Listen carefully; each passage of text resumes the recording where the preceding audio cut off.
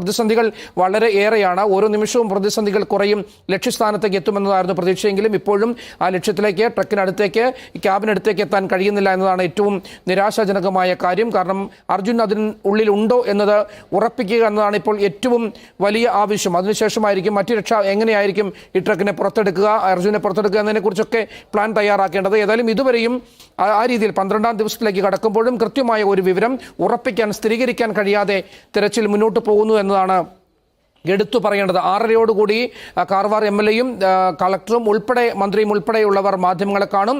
അതിനുശേഷം ഇന്ന് വരെയുള്ള പ്രവർത്തനങ്ങൾ എന്തൊക്കെയായിരുന്നു, എങ്ങനെയൊക്കെ തെരച്ചിലാണ് നടത്തിയിരുന്നത്, അടുത്ത ഏറ്റവും അറിയേണ്ടത് ഇതുവരെയുള്ള തെരച്ചിലിന് അപ്പുറത്തേക്ക് ഇനി എന്ത് എന്നതാണ്. അർജുനിലേക്ക് ഇനി എത്ര കാത്തിരിക്കണം, എന്തൊക്കെ ശ്രമങ്ങൾ തുടരാൻ, ഇനിയും എന്തൊക്കെ സാങ്കേതിക വിദ്യകൾ കയ്യിലുണ്ട്, എന്തൊക്കെ ഉണ്ട് എന്നാണ് ഇനി കാത്തിരിക്കേണ്ടത്. അത് 6:30 മാധ്യമങ്ങളെ കണ്ടതിന് ശേഷം പറയുമെന്ന് അല്പസമയം മുമ്പ് MLA ഉൾപ്പെടെ പറഞ്ഞിരുന്നു.